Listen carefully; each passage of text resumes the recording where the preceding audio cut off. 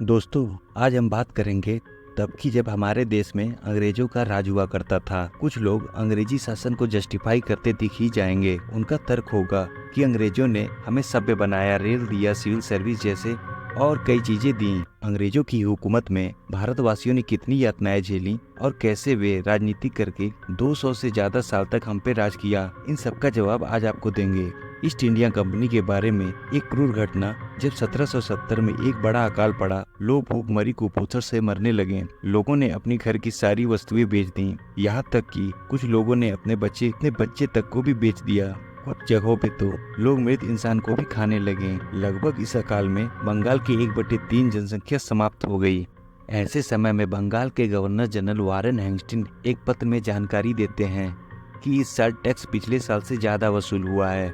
आप ब्रिटिश कर व्यवस्था के बारे में परिचित हो चुके होंगे कि ऐसे अकाल के समय में भी जनता को कर मुक्त करने के बजाय अंग्रेजों ने कर का रेट बढ़ा दिया था। अंग्रेजों ने टैक्स को वसूलने के लिए हिंसा का भी प्रयोग किया था। शशि थरूर अपनी किताब में एक दूसरे बड़े अकाल की बात करते हैं। उनके अनुसार 40 के दशक में जब दूसरा विश्व युद्ध चल रहा था, तब बंगाल में बहुत बड़ा अकाल पड़ा। लोग भूख से सड़कों पर गिरने लगे, लेकिन इस बार सबका पेट भरने को पर्याप्त अनाज था। पर अंग्रेजी सरकार ने बहुत सा अनाज विश्व युद्ध में लड़ रहे सैनिकों के लिए जमा करके रखा था। अंग्रेजों के अनुसार ये अनाज का एक स्टॉक इमरजेंसी सिचुएशन के लिए रखा गया था।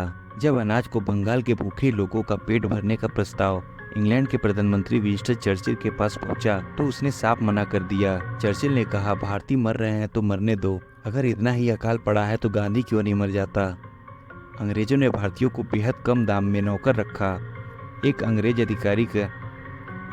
अधिकारी की सेवा में लगभग 60 से 50 भारतीय नौकर लगे थे, जिनके साथ वे गुलाम की तरह व्यवहार करते थे। अंग्रेजी शासन को सही साबित करने वाले एक तर्क यह देते हैं कि अंग्रेज ने भारत में चली आ रही जाति प्रथा और छुआछूत को अंग्रेज नहीं चाहते थे कि कुप्रथा समाप्त हो जाए। वे अपने नौकर को भी उसी जाति के अनुसार ही काम पर लगाते थे। अंग्रेज ने भारतीय महिलाओं के साथ भी बहुत अत्याचार किया और जब उनकी संतानें किसी भारतीय महिला के साथ होती तो उन्हें भी कोई अधिकार नहीं दिया जाता, न ही प्रॉपर्टी में कोई हिस्सा दिया जाता। 1857 की क्रांति के बाद तो अंग्रेज बहुत सतर्क हो गए।